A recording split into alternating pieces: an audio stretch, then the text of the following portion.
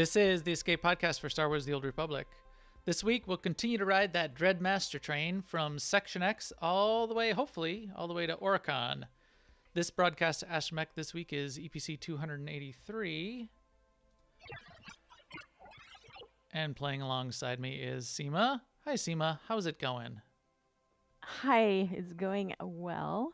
We're recording on a Thursday night this week, so we just finished up our ops team, which meets on Thursday nights, and tonight we did the Queen of the Hive of the Master of the Lair boss fight, and we did it on the imp side and the pub side because, we're just greedy that way. And we thought about doing it a third time, but we didn't have, not everyone had like a third geared alt to do it, and so we just called it an early relaxing night, and then Max and I got ready for this, so no excuse for it being 11:36 now. Oh, well, other than me, I was babbling the whole time he was trying to set up. Also, then on Tuesday we had our mandatory fun night. We went and did EV, which I know I've said this a million times before, but it is one of my favorite ops. And we were doing that still in pursuit of speeders. So everyone who had come 2 weeks before, we try to get them to bring their same characters so that everyone can make progress on the achievement quest for getting the Aerotech vehicle that the one is for the story mode ops. And then after that, we went and did the world boss on Belsavis. A couple times, yep. A couple times. And we mentioned Dreadtooth, but I can't remember if we actually went and did Dreadtooth, but it was a fun and productive night. And this week, I'll just say for Conquest, we are taking it easy. We went small on both sides. That's actually was a decision driven by data because of the kinds of things you do to make points this week are not the kinds of things that we typically excel at. So we took that into account, and now we're going small this week for Conquest. And yeah, and me personally, I've been working on Conquest and Osis and slowly leveling my the galactic command on my smuggler so that I can get the he's actually a scoundrel. It's one of my he characters. But to get the smuggler agent one done. Which is that your last advanced class? Yes, that would be my last. Yeah, so I think it's because I play my Merc so much. I think I've gotten like 300 several times on Merc and Trooper. Right, which is what I've done.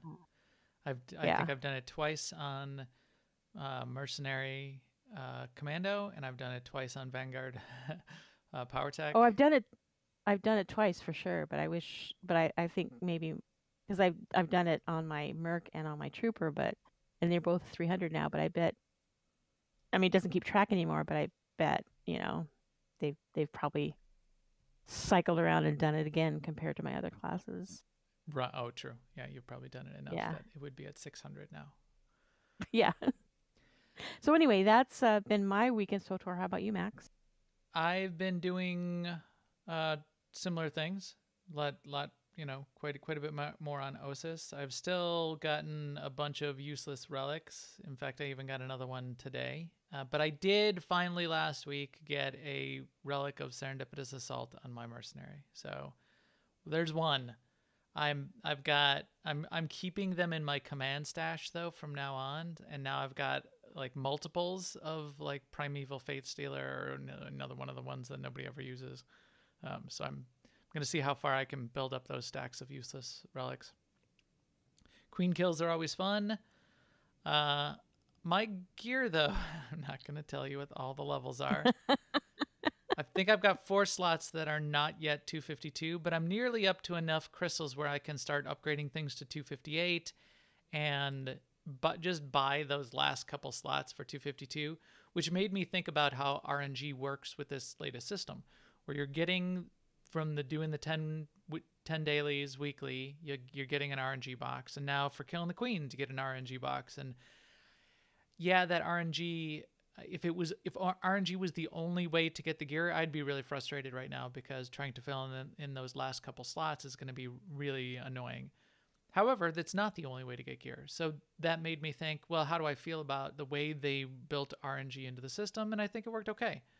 For me, the way I'm feeling it, I get, we've talked about this before, variable reward schedules and how RNG, if it's implemented correctly, although you which is might not a not think you like it, does drive you to continue to want to open boxes and continue to play. right It's not guaranteed that because it is you're after that fix. right. It's like intermittent reward is one of the most powerful motivators. Right. Yeah, and it has to be intermittent. It has to be random and intermittent. If it's too long, you're going to get bored and go away. If there's no random element, then people will get bored quicker as well. So whatever. So what you So go for is like a mix where you have something that you can grind towards, like tokens to spend on stuff, yes, with the occasional, oh, look, I got this extra special thing unexpectedly. which I feel like was a pretty good balance here with the 252, 258. Not nearly as bad as the command, trying to get to 248 gear, for example, through On the command second ranks of 300. kill tonight of the queen, I got one of the loot boxes, and in the loot box were bracers, which is one of the only, not the only. I actually have most of my slots are 252 now, but I already have the bracers, and so I was like, I don't know what I'm going to do with them. I left them in there because I don't want to disintegrate them, but ultimately that's what's going to happen. Yeah. I'll probably end up disintegrating mine as well, but I'm definitely keeping them. If I look at what I've got in my command stash, how do you open your commands? There it is. Control I is the default keybind for command stash. I've expanded my command stash to 20 slots, and I still have 246 gear stacked up in there. I think I deleted a stack of 6 gloves earlier this week here. I've got a stack of 4 246 chest pieces. I don't know why, but I never want to delete them. I think I'll go ahead and delete all of the 246. Maybe keep some of this 248 in case I wanted to outfit an alt. But go ahead and delete all the 246. And now here's my stack of 2 relics of the Primeval Fate Stealer, another relic of Boundless Ages, a lot of good stuff. I didn't even know you could do that. So it costs 1,000,000 credits or 1,800 cartel coins. Mm-hmm. And then you can do it again. What did I say it was? Control I. It's weird. It doesn't tell you what you're actually getting, though. It just says unlock command stash module. So I guess I'm assuming that I guess I'm meant to assume that a module is another 10. Must be. And then I could currently pay 2.5 million for another unlock, which I guess would probably be another 10. Yeah. So yeah, you can. But with that, I think we can talk about enough of our personal news, some guild and dev tracker news. Now an Imperial News Network report. Bunch of stuff in the dev tracker again this week. We've got a bunch of people, not just Eric. We've got at least 3 people posting to the dev tracker, and I haven't been keeping track directly, but Eric's been elevating some of the things coming from the QA droid as well. I meant to track down that QA droid field and save a bookmark to it, but I haven't done that yet. But we'll hit on a couple of those things anyway. First I up, like that vehicle you're in, that Vectron yeah, Colette. yeah. So I meant to mention this too, and things I've been doing. I did, because there was the unlock, and I was making a ton of credits. I went through, and I think I spent about 30 million credits picking up a bunch of mounts that I didn't have. This was one of them. It's weird, and I would never typically ride it, but I also like it from a design perspective. Just all of the curves and the texture and the Yes. color scheme. And it looks like sort of like one of the Tursa Elites or those style of vehicle, but a little smaller and turned on its side. Yeah, it's really weird. And the little trick it does with flipping back and forth is weird and kind of cool too. Yeah, I So agree. that was one of the weird new ones, along with my bog stalker. My bog gladiopod, which is another like Cthulhu mount. That's still another one of my new favorite. He's pretty cool too. He's the same color as your fox. You got a color scheme going. Yeah, I'm gonna have to get my armor to match. Anyway, in the news, from oldest to newest, they first started posting early in the week that the vet bug that a lot of people were talking about, they did recognize that it was an issue. They said, yeah, we're gonna fix it. It was weird. It was causing frame rates only for Sith warriors, which I thought was interesting. Regardless, they did end up actually getting the fix in, and it came in on the patch that went in on Thursday. Speaking of which, Seema? Yes, so there was a patch today. And it had the fix in it to the companion list. So if you were one of the people who had companions that were showing up twice in the list, that should be fixed. And I believe that also included, or unless this was already fixed, where they had restored the wrong one or the one that didn't have as much influence. Yep. Yeah, they also grabbed those in. said that the 30-meter companion issue is not fixed. They are going to fix it, not in the next patch, but sometime after that. So I guess it's turning out to be a kind of a gnarly issue. Like we were talking about this before the show, and Max, you commented that, like maybe they changed something about pathing in general, and they have to kind of not study what they did, but figure out a way that would fix this issue without breaking other things. And I was thinking after that too that maybe they changed something about how about when you enter and exit combat. Right. Like maybe they were fixing something about that, and because I think that is a complicated issue just from the number of times you go, why am I still in combat? True. Although because it does happen because they'll follow you right up to them if they're not in combat yet. Yeah. It is weird, and obviously it's because we were asking the question, why don't they just back out whatever change they put in that caused that bug? Well, they probably did something and fixed some other system, or maybe rewrote a whole bunch of code. And while they could take that out, they would really rather not, because maybe it actually fixed 5 other things. And yes, this is a problem, and they know they want to fix that too, but they want to fix that in the new clean code and not break all of their code. Okay, so, but still, it's going to be a while because it's not even going to be ready in 5.10.2, which is not around yet. Also up in discussion for whatever reason, apparently this is a big deal to people, and it was a big enough deal that they felt like they wanted to talk about it. So Charles Boyd responded to this post saying, hey, why do we not have any male Jedi companions, especially romanceable? And Charles chimed in on this one. He said, I agree, it's pretty odd oversight to the core of the game. Not sure when we'll add another romanceable companion. Want to finish getting old story companions back before we add any new story ones, which is, yes, we would all love that. Please, Charles. But I'll keep this desire in mind when we get there. Yeah, so I guess it is weird that there's the only Jedi-ish companion in the game is Gus Tuno. And also Vector, isn't he? No, Vector is a bug, and he's got a no, he's club. He's not a bug. Isn't he the hive mind dude? Well, he joins, but he was something before that, and he's romanceable. Yeah, but no, he was just a dude. He carries a club, but not a lightsaber. No, it's an electro staff. Yeah, an electro staff, but not a saber staff. Yeah, that's true. So interesting point. But yeah, romance Gus. There you go. Is Gus even romanceable? I don't think so. I think he would be afraid. He would be. And I don't think he was actually a Jedi or even training to be a Jedi. I think he stole he's or a Jedi acquired. in quotes. Yeah, he stole or acquired. Well, somebody said here, what did somebody said? Gus is as a failed Jedi. He's not actually a failed Jedi. He's a failed Jedi impersonator. Yeah. Chat room Arjar says Vector was a diplomat.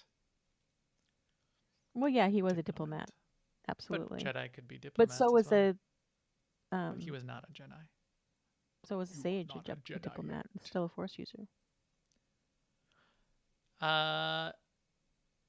Which leads to another companion. What did this was another fun discussion, Seema. Yeah, it was actually. So you're talking about the discussion about Lana's model and her various faces, and the person who started the thread actually posted or somebody did. Yeah, they posted it. Well, it's on Imgur, but they posted the 4 looks of Lana over time, starting with Shadow of Revan and ending in current time. And then it was interesting because Charles chimed in and said what the reasoning is between each of those changes. And the last one was because when they were changing her to a playable, companion, she had the model of a character in the story, which has different limitations than a character that can be a companion. So that was one of the reasonings behind one of her latest changes. And one of the change between Shadow Revan and Coffee was to show the passage of time. So like you wake up 5 years later and she looks different. Yep. Which makes perfect sense. Right. Yeah, that totally does make sense. And I liked it. I liked the evolution. I liked the change in hairstyles. I liked the feeling that the game was alive in that way every time we sort of came back or came into a chapter. And it's like, Lana looks a little different. Not as dramatic as little Sean boy's haircut, but yes. But pretty cool. And that was another Charles chiming in on the dev tracker there. And then we got a big mess of announcements from Dan on Game Update 5.10.2, which is coming soon, and will be on the PTS soon, which is called Heralds of Victory. So we won't go into it in a ton of detail, but there's basically 2 main things that are coming in 5.10.2. One is Guild Heraldry, which means you'll be able to create a guild emblem and crest with the symbol and pick some detail and pick some colors to it. Every guild will be able to do it. They did clarify that in the dev tracker. You're not going to be restricted by having to have a guild of a certain level, because now, remember, now we have that leveling system within the guilds. But you'll be able to create it at any level, so great. And it will show up in multiple places in the game. I'll be interested to see all the places that it shows up. That's going to sort of be key to how interesting or useful the thing is. On top of that, the other sort of general quality of life improvement is it sounds like they completely revamped and reworked or created a brand new preview window. And the preview window is going to show you sitting on the mounts instead of just standing next to them. It's going to have an animation button, which I'm very happy about because I've been wanting to animate these mounts and see if they're animated. You'll be able to preview things like emotes and moods and rest and recharge abilities, and I imagine toys are probably part of that. Maybe that's the rest and recharge abilities. Visual effects better displayed. It'll have a panel that shows what combination of gear is currently being shown, because sometimes when you preview something or you preview 3 different things, you don't remember what what you previewed and what you didn't. Am I dead? Yeah. Dread tooth. I came back. I'm laying, taking I was reading something out of the game. Dread tooth came. Me too. I was reading the dev tracker and listening to you talk, and I looked back at my game window. I'm like, oh. I see Dreadtooth walking away, and I'm taking a yeah. I'm just gonna lay here for a little bit. It's hilarious. Walking away with an air of satisfaction. Yeah. Yeah, he's walking away, not looking at the explosions, because he's cool that way. So anyway, we'll talk about that more when it ends up on the PTS, quote unquote, later this month. Whether that's the last day of this month or not, we'll see how that goes. But that should be interesting. Something new. Yeah. So also, Eric made a post about world first guilds. In other words, guilds that made it to the max guild rank, which is 64, in the first week that it was possible. And it was an interesting post because he listed them all out, and there's quite a few of them. Right. So, like, kudos to those guilds because actually, yeah, that's a big accomplishment, and it's a big like social accomplishment because to get a lot of people to work on something is, it involves it's a lot of moving parts. So kudos to them. Also,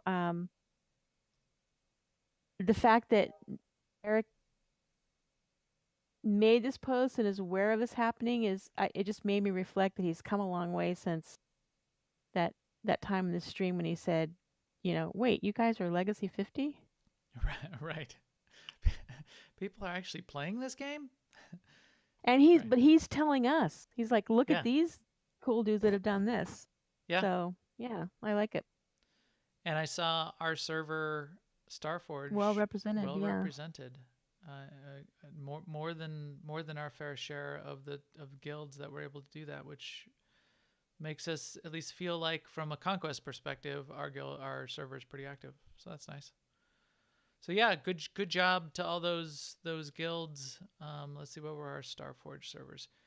Yeah, I recognize some of these usual suspects: Sanctuary, Courageous, Dark Sanctuary. Means that's Sanctuary on both sides. Jedi Reborn, Unchained Wrath, New Galactic Empire, Hellbent, Revan's Rapture, which I had not heard of before.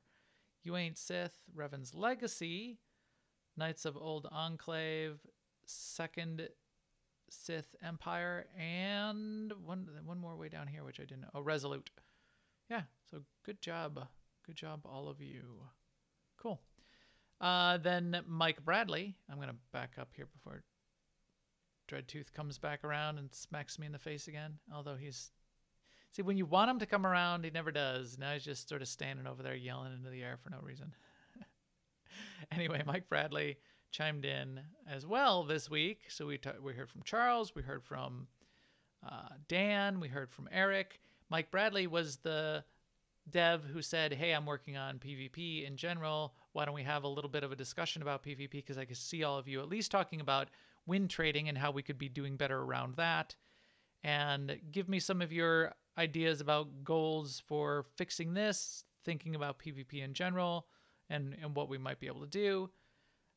He at least said, here's my collection and what I've heard so far about PvP and win trading and some things that we're thinking about.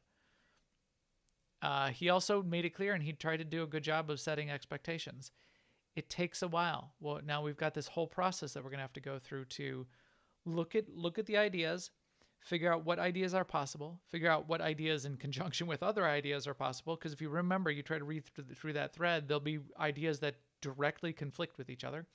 And then if they do want to say, okay, well, here's a couple of top ideas, and it does seem like this might work, and it seems like the players are interested in this kind of change, then there's the calculus of, okay, well, how long is it going to take to implement that? And what would we have to re-implement, and what would we sacrifice to do that? So yes, if they look at this and say something like, well, if we added this minimum requirement for playing games to achieve each rank, number of games played, that would have XYZ effect, and the development time is going to sacrifice us having to build a new game type. We might, they might not do it, and we might think, though, they're not listening to us. But if we're getting something else out of it, or there's a trade-off where there's other benefits coming to us, it might not be visible, but that may be what's happening behind the scenes. So give them a little bit of benefit of the doubt.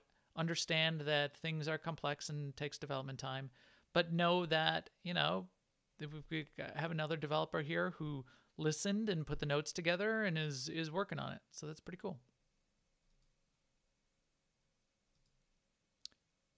Oh, and then we have our yeah. final So there news was also, update. yeah, there was a tweet from Charles about story update news, and he was just basically saying, someone asked him if there was going to be a story update in this next patch, and he said, no, not that one, but details coming soon, can't tell you now. And further on down the thread, someone asked the proverbial 2019, like, kind of snarky thing. He said, I feel comfortable that I can confirm there will be both story announcement and new story in 2019. So Right. there's that. So fine, 2019, and yeah, I would have guaranteed it in 2019 as well. Eric Musco had this really cute squee gif. Yes, he does. So In the a GIF in the that's tweet. so Eric. That's hilarious. So it wasn't really news. We weren't missing something if you weren't watching Twitter. It was just Charles probably saying something that he's not even supposed to be saying. That, oh, hint hint, we might have some actual announcing an announcement, or hinting that an announcement might be coming. Doesn't really count as news, but it happened, and they're paying attention and they're doing things. In guild news, we've got our monthly Epic Guild activity. That's a bigger guild event that we do once a month. Every week we do something on Tuesday. That's our mandatory fun night. Our megas, monthly Epic Guild activities, are once a month, run by Marcus, one of our officers. Our March event is the 15th. It's tomorrow. It might be today if you're just hearing this podcast as soon as I publish it, or it might be yesterday. But it's the 15th, March 15th. It is going to be PvP focused. I think what we'll probably end up doing is using the group versus group functionality that's been built into the game as of 5.10, I believe, which is really, really cool. So even if you're not into PvP, definitely come. You'll get a chance, especially if you're not into PvP. This is a great opportunity to come join the guild, and maybe we'll just do a nice little stroll and walking tour of all of the PvP maps. And you can see all of the art and the design of those maps in ways that, A, you don't have to do PvP or queue up for PvP to go visit, and B, you don't have people shooting you in the face when you're trying to take a look at Void Star or whatever the case may be. Or how it works, yeah. Yeah.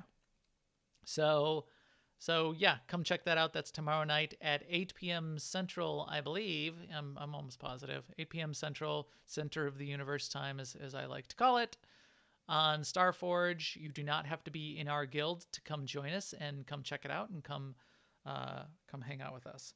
Just DM me on or tweet me on Twitter, or check out aie-guild.org and catch up with us in our guild Discord, or come join our guild. Might as well, come jump in. What other guild stuff do we have going on? There's another cool guild thing coming up, isn't there, Seema? Yes, actually there is. In Boston for PAX East, there's going to be an AIE meetup. So if you're going to be in the Boston area around March 29th, that's when it is. And I think that's might as well come into our. Yeah. I was just going to say, come into our Discord and ask about it, and the people who are going to be participating in that will snap you up, I'm sure. And again, join our guild, but B, yeah, well. I think this is also going to include non-AIE people. I believe Marcus has broadcasted on the Working Class Nerds podcast, and maybe trying to just pull in anybody who's a Star Wars player, and they're going to try to find some place that can just have a bunch of casual people coming and hanging out. Boy, that's the 29th. Huh. It's not, I can't do it. I'd have to get on a plane, but it's not my hugest work one, not the hugest, but a big work week that I had to get through this first quarter is next week, and that's the week after. So I'm done with my big work thing, and I'm not going to be under the gun. But I would have to get on a plane, and that's difficult. And I still do have work. So anyway, yes, you would have to get on a plane. That is true. There's no cruise ships and pay for it between Chicago and Boston. Oh, and pay for it. And now we know that all the planes are getting grounded, and everybody's getting bumped off their flights right now. It's not a great time to be jumping on a plane, apparently. Anyway, shout out to the chat room. Everybody in the chat room, you guys are awesome. Really appreciate it. They were helping me again tune up the stream. Max, your voice is too low. They say that all the time. But I'm now ignoring that one. It's not like it's that low. But they're making sure it's not way too low. But the other thing, I was getting a little weird out of sync with my face and my voice. At least I felt it, but they were helping me out and said it was okay. So I really appreciate that. We'll do a drawing at the end of the show. So thank you for everybody that's hanging out in there. And with that, hey Raptus, what's up, buddy? Long ago, you sought to free us from Belsava's prison. We did long ago, and now we have progressed so far in your storyline from freeing you from Belsava's prison. We're at another step along that journey. So this is our third in the series of the Dreadmaster story and their impact on a whole chain of content throughout the game. And the place where we're broadcasting from today is also has relation to the Dreadmaster story. This is Section X. Now, the Dreadmasters themselves aren't hanging out here on Section X. This is still part of Belsavus and the stuff going on Belsavus. Technically, Section X is just a different part of the planet. So there's more of the prison, sort of prison yards. This is a prison area on Belsavus, sort of lower security than like the Eternity Vault, for example. But there is impact and some experience and interface, or you shoot some more of that Dread. What do they call the Dread Council? The Dread Host. So this is more Dread Host guys here. Dread Host, and also known as Dread Guard. Dread Guard, Dread Host, which are hanging out here. In fact, there's a Dread Guard commander. There's a couple of them here that you end up fighting and killing. One is associated with the Fatality, which is the ship that you need to go to and check out and discover if you want to get the HK-51 droid. Boy, I get those numbers mixed up now because there's so many of them. And the other Dread Host lieutenant that we get to go fight is in the Aurora Cannon. So if you aren't familiar, which I guess not everybody would be, Section X is a daily area that was added later in the game. There's a whole bunch of dailies you can do here. If you are, say, level 60 and looking to find the easy ways to get to level 70, I've leveled up a lot of characters sort of like that 50 to 70 range when I'm sort of done with the class story and I got through that enough and did what I wanted. Doing these daily areas like Section X, CZ-198, Black Hole, you get a ton of XP, just regular leveling XP. So it's a great place to do that. And another of our favorite world bosses is here on Section X, and he's sort of a unique world boss in a couple ways. It's Dreadtooth. And here's Dreadtooth over here. Dreadtooth is unique because he is also a tool which is required to unlock some additional secret bosses in a couple other places in the game.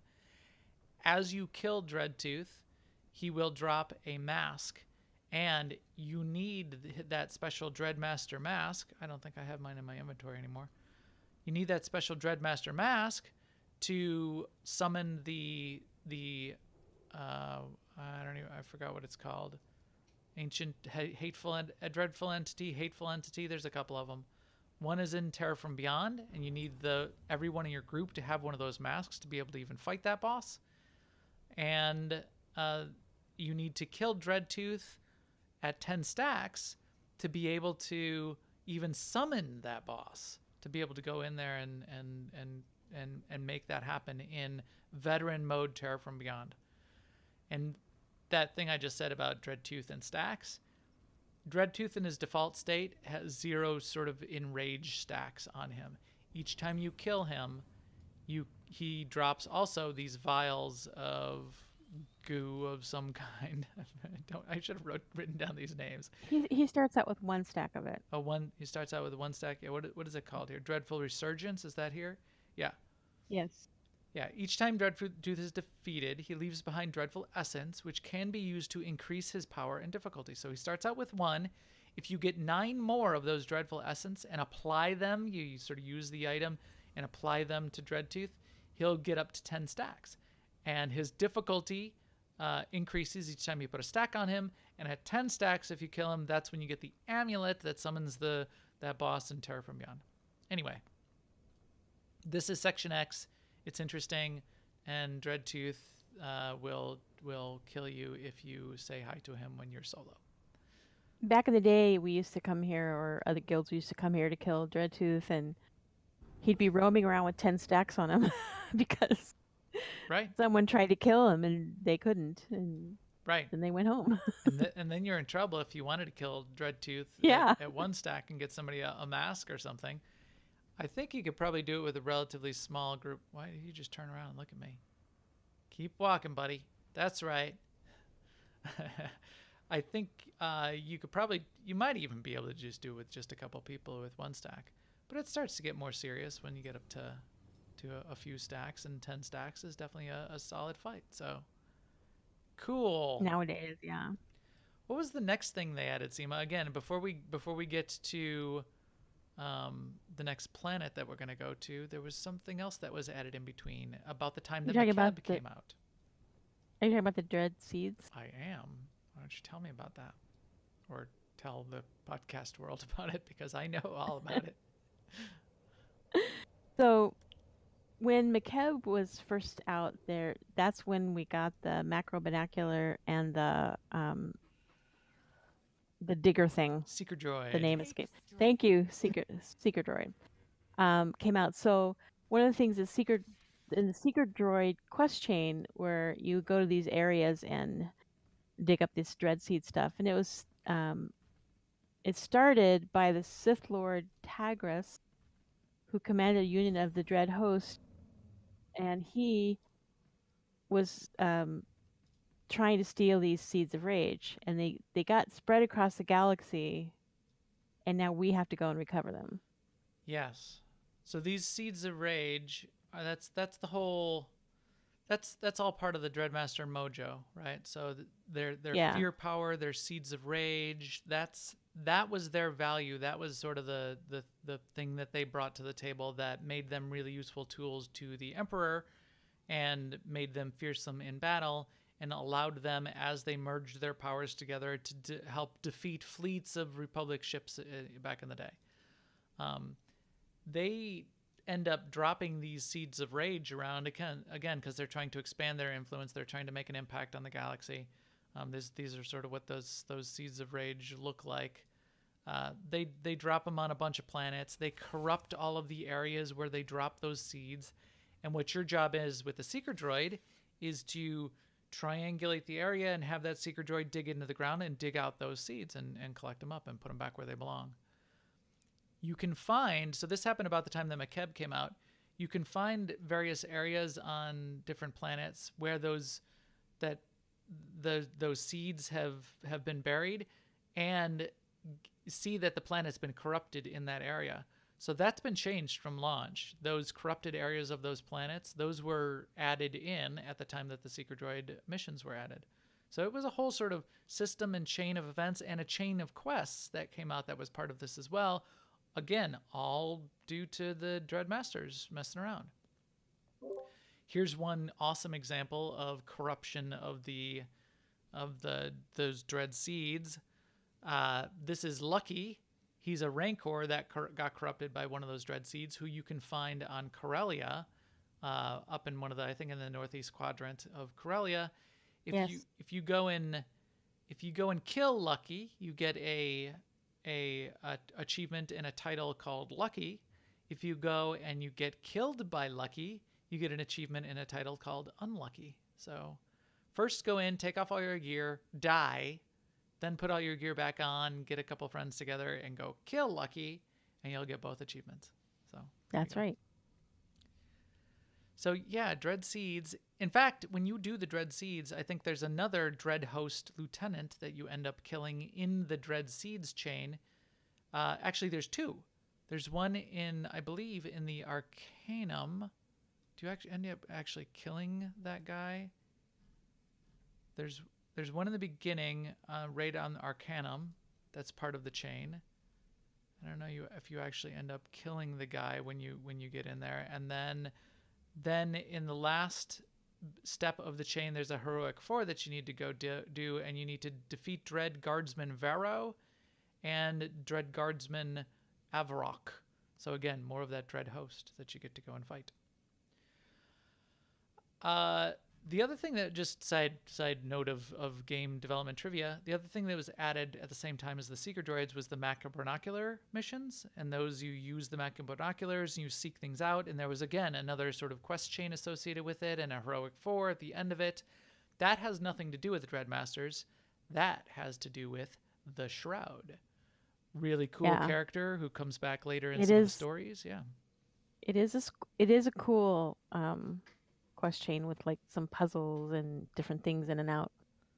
Yes, in fact, some of my favorite puzzles in the game, the way that and some really good characters. The Shroud's a very good character, and Peach, the Ortolan, the evil Ortolan. The evil Ortolan, yes. who tries to kill you.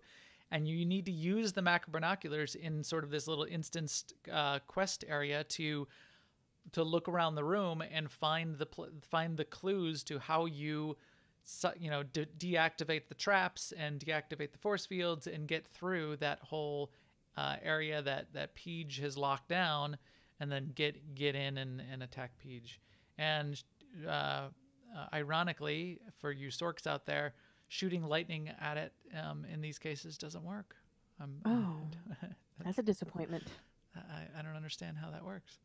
Or how that doesn't work, because I thought that was the solution to everything. Okay, so next we're going to go to Darvanis, but Seema, are you still here? I am still here. Come heal me. I'm going to pull Dreadtooth here while we're here. No. Oh, okay. No, I'll stay over here. No, you got to heal me. You have off heals. Come here. Get over here before we get around the corner. Pulling. You have to be with that. You're in group. You have to be within. Your whole group has to be within, I believe, about 60 meters of Dreadtooth when you pull them. Otherwise, it's a problem. So here, I got shields. Ooh, light side's victorious also. Ooh, he's hitting me kind of hard. Cool down. Oh, another cooldown. Got my reflect shield up. Are you healing me, Seema? Or are you laughing? Yeah, now you got all those heals going up. I think my companion's not healing me. That's the problem. Yeah. Oh, your companions don't. Oh, there, I'm dead. Did you notice our companions were cowering in fear? Yeah, they don't get the buff, I guess. It's like, yeah. Unless you engage Dreadtooth the right way, you get a debuff that makes you cower in fear and not able to do damage to him. So what you can't do is bring a group in and have outsiders, so say get a team of 16 together and have a bunch of outsiders help you kill him when he's at 10 stacks. They won't be able to do any damage. They won't be able to help you out. That's the mechanic. That also then applies to your companions. So our companions, if you notice there, were cowering in fear. I'm going to just return to the med center. Not helping which is a pretty us. creative way to deal with him being not instanced. Right.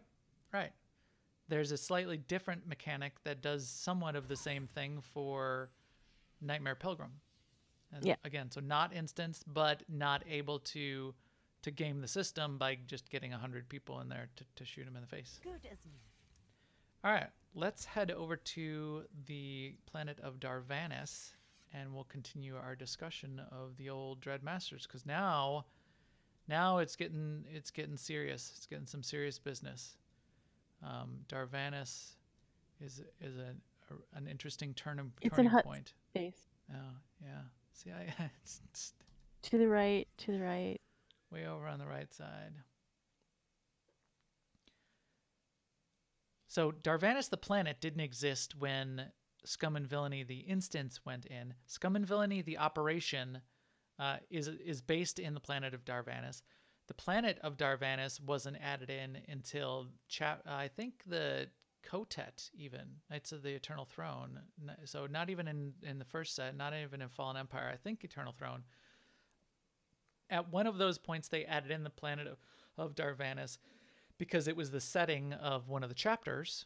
And then that does allow you then to go back to the planet of Darvanis and hang out, which is what we're doing here.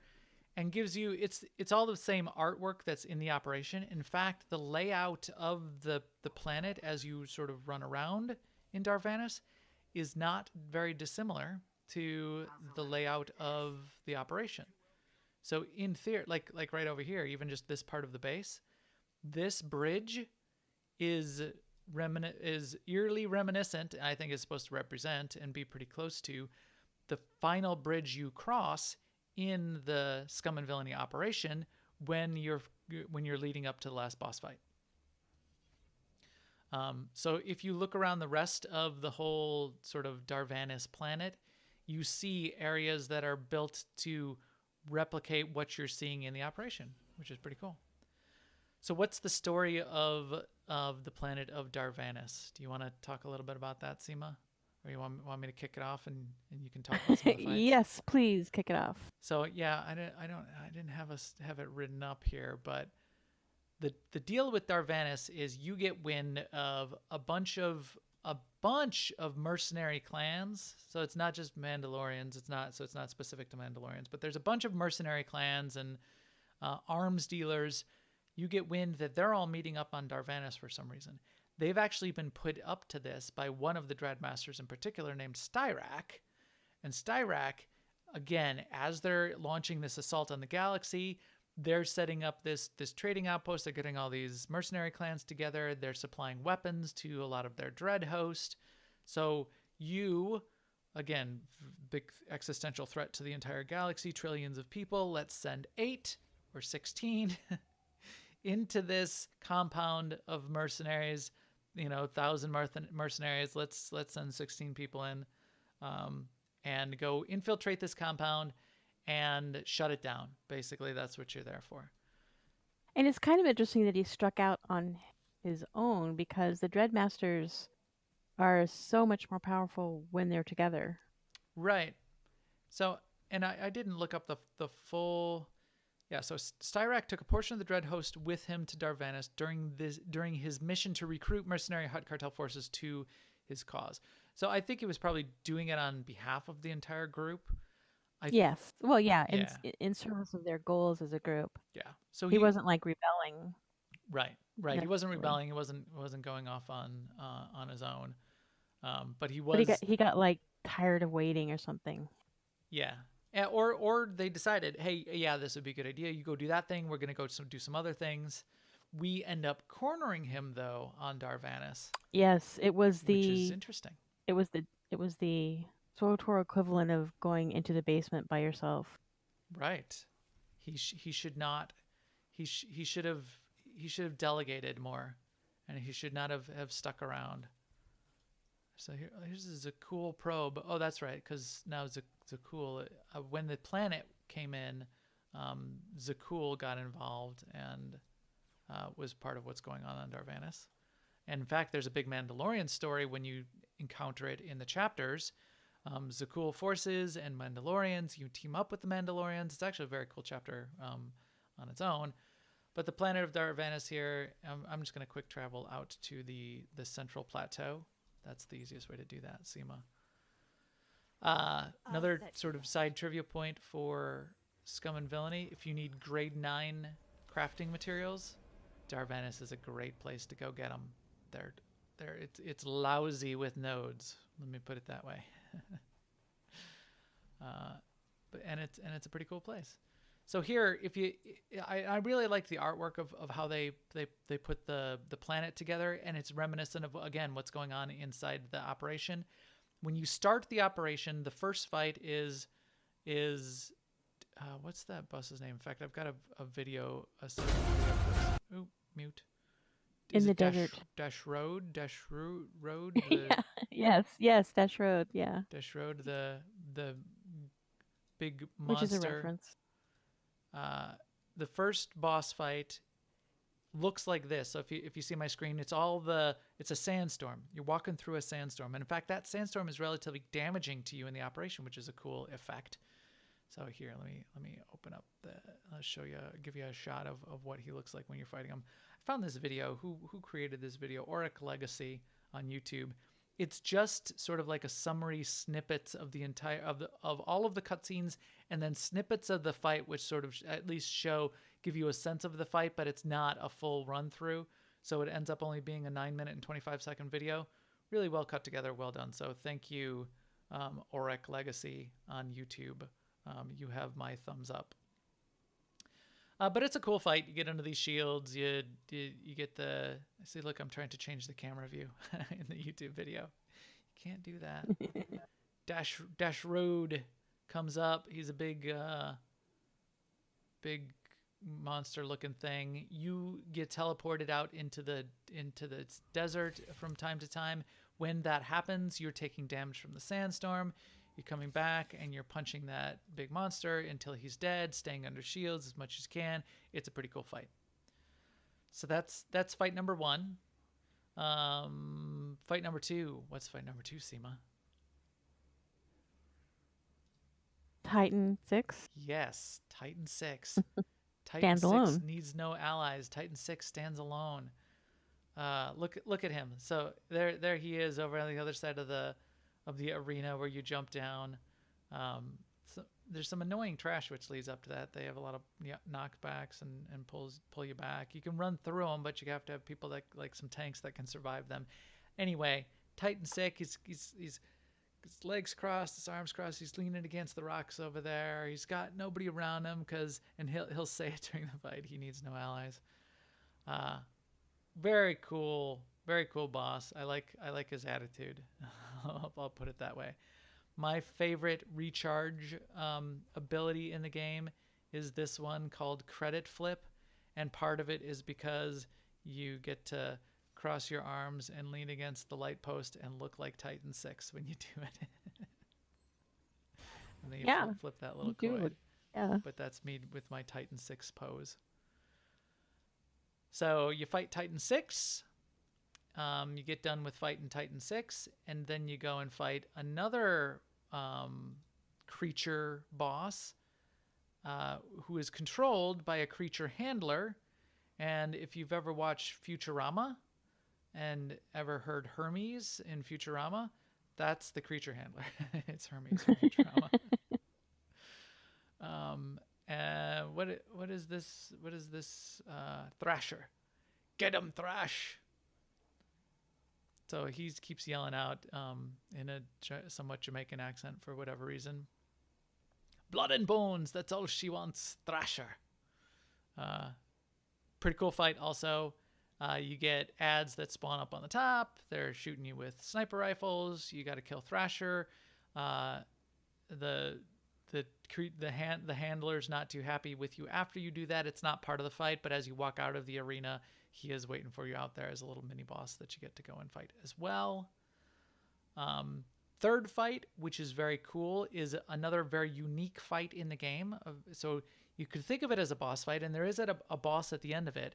But what you do in this area of the whole operation is you're winding your way through basically a part of the city. And there are guard droids in the city walking the streets, and there are mini bosses, 4 pairs of mini bosses spread out throughout the city. And until you kill each of those 4 pairs of mini bosses, you can't open the force field at the end to get to the end boss of this interim area. So the traditional way to do this, the base way to do this is you need to break up your whole operation, whether it's 8 people or 4 people, into 4 equal groups, and they each go out and sort of infiltrate the city and try not to aggro any of the droids that are walking around. And if you're careful, you can avoid them. People always aggro them anyway, but it's relatively straightforward to avoid them. And then you all start the fight by engaging those groups separately, and you then your mini group needs to kill your group of mini bosses, and then you all meet up at the end and you kill the boss at the end. And you couldn't help, like one group couldn't help another group. Right. You like get a debuff on you that prevents you from being able to fight the other group originally. There are ways to do it now where everybody can go together and kill all of them. you also weren't able to do that in the past when it was much more difficult because those fights took a long time and you didn't have enough time if you did it that way. You had to all sort of divide and conquer.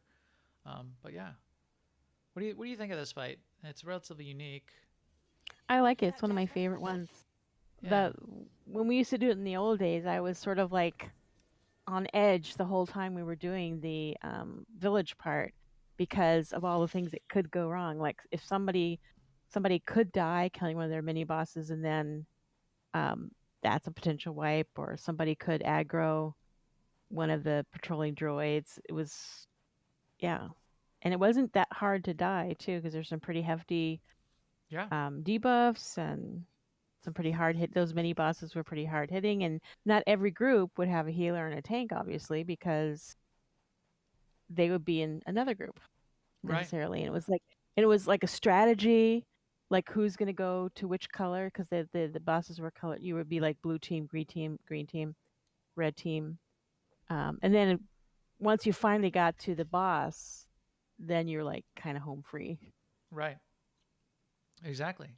Because if you that had final time. That boss fight, is, although that was if it you was a had solid sort of boss fight, it's like it only lasts like a quarter of a regular boss fight because you've already done all of the stuff leading up to it, and it's got a couple mechanics. But each of those pairs of mini bosses in the town, they were each different as well, and a couple of them it was like a healer and a DPSer, a couple of them hit it were tankier and yeah, it took some strategy to figure out who you're going to line up with who, especially when you're doing it with 8 people, because then it was 2 people versus 2 bosses at each of those locations. Which people needed healing, which people didn't.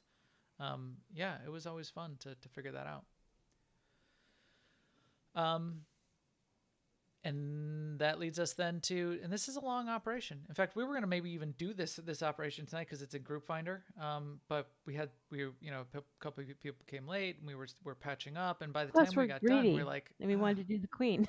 yeah, and we wanted to like kill the queen a couple times, and we figured by the end of that, yeah, we could still probably push and speed run it, but we were still short a person. We said we're gonna have to do like a 7-man speed run of Scum and Villainy in like 50 minutes, and we weren't gonna we weren't gonna bother because a long thing like that, and we have a hard cutoff.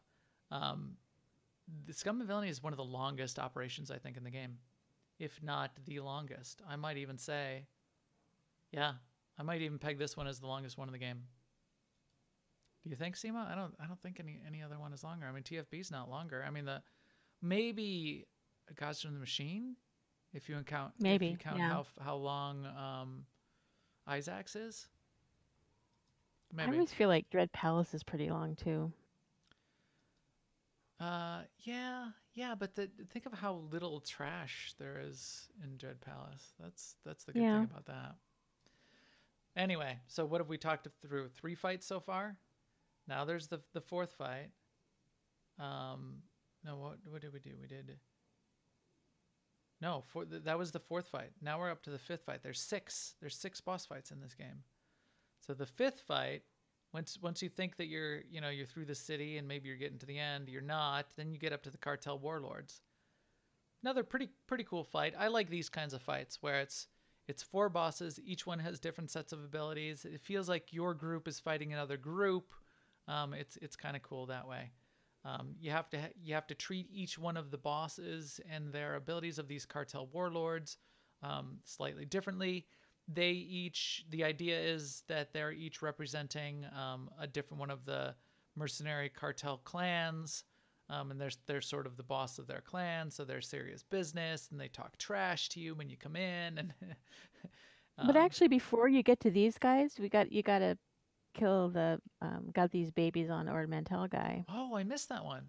You're right. Yeah, So is there 7 fights in here? What did I say? good So there's old Olak the Shadow. Yeah, yeah. I there's must have 7. just skipped over Orlok here. Yeah, Olak the Shadow. Man, this is a long. It's a long. Yeah, It's even long to talk yeah. about it. And this actual fight with Olak is a long fight. And back in the day, it was really long. It was because it took a long time to kill each of the things. So the cool thing about Olak the Shadow is you basically walk in and say hi to Olak the Shadow, and the deal is his whole area where you first come and say hi to him is a giant vending machine. It's Yes. you can look down, you can see the droids you're there to potentially buy, and the console in the middle is basically a vending machine console to buy any of those droids. There's a 4x4 grid of droids down below, and depending on what coins you use on the vending machine board in the middle, in the fight, you're actually purchasing those droids, and then they come up and, in theory are helping you with the fight, but they don't help very much. So the first half of the fight is up here with Olak bugs out, but the wealthy buyers and their bodyguards are still hanging out. You kill the wealthy buyers and their bodyguards, you loot their purchase coins, and you use those coins on the console to buy various ones of the droids down below. The cool thing about that back in the day was you wanted to be careful about which the droids were randomly arranged, and they were 3 different types of droids. There's that kind, maybe 4 different. There's the little communication ones, there's the big shield ones, there's the shooty ones, and there's the bipedal ones. Yeah, there's 4 kinds of droids. And if you had too many of the hard ones in a row, in a row of 4, you're getting one row at a time, so a group of 4 spots at a time. So you wanted to be careful about which ones you were purchasing with your coins, and you get 8 coins, and some of the droids cost 1 coin, some of the droids cost 2 coins. You wanted to purchase the right amount so you didn't get a wave that was too difficult when you were doing it in the harder modes, because a too difficult wave would kill you. So pretty cool. So first you fight 8 of the wealthy buyers, you loot their coins, you use those coins strategically to figure out which droids down below that you're going to buy.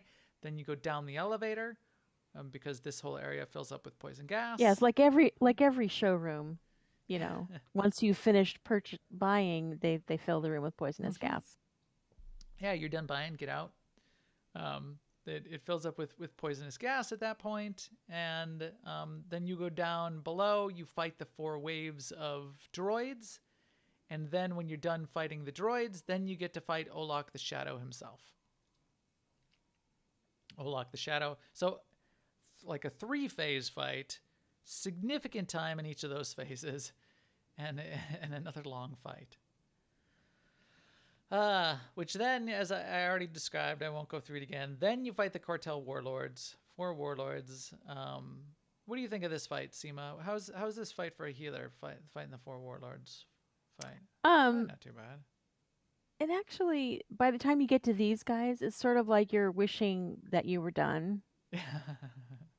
And as fights go, I don't think for me anyway, it's not as interesting as the next fight, Styrak. Right. So I personally wouldn't mind if this fight wasn't even there, but right, because this place is so long. Yeah, you get through this to this point, and you're like, oh man, we're still not done, and you have to fight these guys, and this can be one of those points where I thought we were close enough that we were going to get this done. Now we got to do this fight, and we're definitely not going to get done tonight.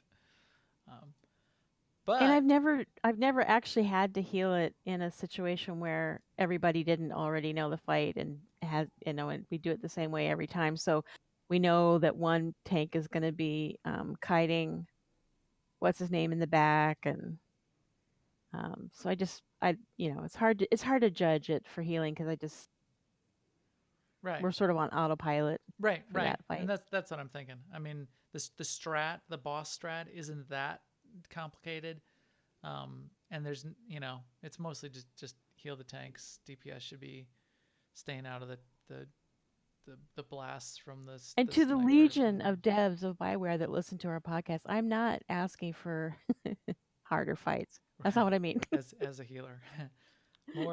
more rancors with no aggro tables. That's what Seema loves. Yeah, that's what I want. But yeah, that does finally bring us to the big reason for us coming to Darvanis and talking about scum and villainy, and really a turning point in this whole story of the Dreadmasters. We actually encounter our first Dreadmaster in person and get to fight this Dreadmaster. So Dreadmaster Styrak. What was Dreadmaster Styrak's what was his? I'll look it up while we're talking. But why don't you talk a little bit about the Dreadmaster Styrak fight, Seema, and then I'll mention a couple things about Well, he Dreadmaster has a Styrak. dragon. That's the main thing. He has a crate Yes, dragon. that he But the rides first, at a Kel very dragon. first Yeah, part of the fight, you have to kill a bunch of um, NPCs, trash mobs, but you have to do them in. There's like 3 sets of them, and you pretty much need to pull them once at a time. Which that is one way to wipe here, is to pull them all at once. right. Yeah, And you then get in here and there's this whole crowd of all these ads NPCs standing in front of you, and then there's Styrak and his Kel dragon up on the throne back there. Yeah, don't oh pull yeah, them Kill all Dragon. at That's what once. it is. And then the Cyrac fight itself has like 7 phases. It's a pretty involved fight, and the fight itself is a 15-minute fight basically. So you get to Styrak at the end of the evening, and then you really, really, I mean, nowadays it's not a thing, but when you're doing his progression, you really, really wanted to kill him because you didn't get a lot of chances. Right. Yeah. Just because it was that time consuming. But yeah, so there's multiple phases where he's with his dragon or he's without his dragon. There's a cool mechanic in there where you have to group up together and kill a big shiny ad in time before these like force walls of mobs close in on you, because if you don't kill them in time, then that's a wipe. Yep. Also throughout the fight, various people get pulled into a chamber and they have to kill basically an image of one of their companions. Right. Your first companion, Yeah. which is often a lot of people's favorite companions. So like mercenaries always have to make Mako shows up and you have to fight Mako. So that's I don't think it's amusing. your first companion, but No? it is A someone significant you usually companion. don't want to kill. Yeah. Because I don't remember ever seeing Kemval in there or Kaizen Fest. But anyway. Maybe it's the first romanceable companion. Oh yeah, that could be. That's it. Yeah. There's also a mechanic where there's a knockback where the tank can get knocked back into the green goo or the poison, and that's usually not good. Never is. There's also a mechanic where the Kel Dragon will spin around and shoot spines out, and you have to be standing behind a tank in order to not get killed by the spines. Yeah, there's a lot going on in that fight. I like it. Yeah, but definitely significant because now you fight a Dreadmaster Styrak. You fight this Dreadmaster directly. Yeah, Corruptor of Darvanis is one of the things he was called. I think he had other names as well. And spoiler, you kill him because it's a boss fight, and that causes a gap. Because remember, all the Dreadmasters work together. Yeah. So now there's a gap in their ranks and their ability to sort of use their fear power in the most effective way is now disrupted as part of that. And that leads into what we'll be covering probably in the next, and maybe it might be 2 more segments. As I said, we'll be covering Oricon, which leads into part of the story then of what happens on Oricon and what the Dreadmasters say and do with you in particular as a character, because you've killed Styrak and caused this this gap in their ranks, which is pretty interesting. So there we go. Again, long story, long, and a lot going on. I was pausing for a moment there because I had a comment to make, and then I thought, no, I'll save it for Oricon. Yeah, we can save it for Oricon. And there's a ton to talk about. There's still a ton to talk about, all about surrounding and due to the Dreadmasters, which is what makes this really cool and why we're having fun talking about it. So thank you, Dreadmasters, for all the content you've brought to us so far. We will continue it next week, and for now, we'll break off. Definitely visit Darvanis if you need those grade 9 mats. As I said, it's a cool place. Catch us next week for our discussion about what happens on Oricon and the opportunity for 2 more operations, not just one, and a whole planet and dailies that are still part of content that the Dreadmasters will bring to us. But with that, our EPC 283 droid is ready to pop off into one of these escape pods that we've got on standby to broadcast this episode to all of you out there. Please keep up with us on Twitter at MaxGray and at AIESEMA. And if you know any cool people that should be playing with us, like tomorrow night in our mega monthly Epic Guild activity where we're going to do some PvP fun, tell them to check us out. They could check us out on the podcast at all of the places like newoverlords.com where we host it, or on YouTube, or live on Twitch, twitch.tv/newoverlords. Or tell them to come find our guild on Starforge or AIE-guild.org and get an AIE Guild invite, because that's what we're going for. We're going for cool people. Come play the game with us. And with that, we will talk to you soon. Later, everyone.